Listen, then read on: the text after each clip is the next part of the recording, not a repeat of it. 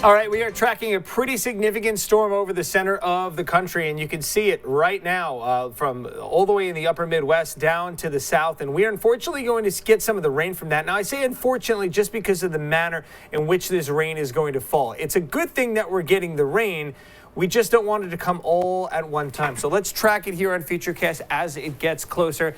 And you can see, yeah, there's a lot of colorful activity on the screen here. When you start to see those yellows and the oranges and even reds, that's an indication of heavy rain. That means there could be some thunderstorms as well. So watch this moving into southern New England as we head into Sunday morning. We'll stop it right here, Sunday morning at 10 a.m. and right on the doorstep, if not already pouring at this point. Now, it's a narrow line. And you heard me say to John before the break, it's good that it's coming. It's just not good that it's coming all in one succinct shot. If you are in an abnormally dry stretch or, heaven forbid, a drought, which we are starting to see parts of the area to our west enter into that drought stage, you would like to see that alleviated over a period of time spread out. A little bit of rain here, a little bit of rain there. You don't want it all coming through at once like this.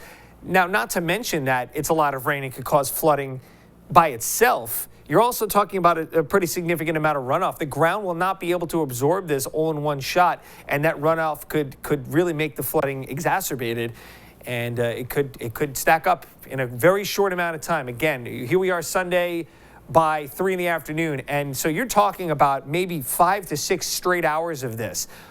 Looking at the day on the whole, that's not a very long period of time.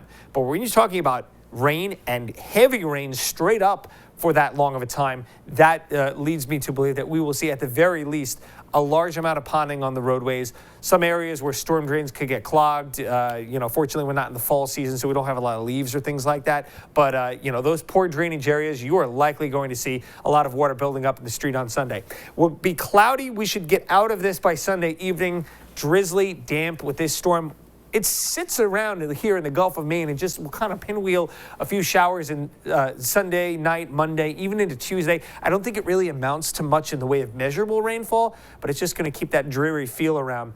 The GFS has continued to be the low point here, although half an inch, that's nothing to scoff at, but the Euro continuing to shoot out projections of over an inch of rain, and the NAM kind of right in between. So I think half an inch to an inch is a pretty safe bet. But again, that's all coming within a small time frame, 4 to 6 hour period. So be prepared for that if you're traveling on Sunday. Tonight, we'll see some passing clouds starting to increase, and then unfortunately pretty overcast tomorrow. Just want to remind you, don't forget to download our ABC6 mobile app. Great to take the hour-by-hour forecast with you. Great to take that 7-day forecast with you anytime, anywhere. Here is your 7-day forecast. Again, cloudy tomorrow, 60. Sunday is breezy with heavy rain, especially after about, say, 9, 10 a.m. If you get any dry hours in Sunday on the front side, I think you will be lucky.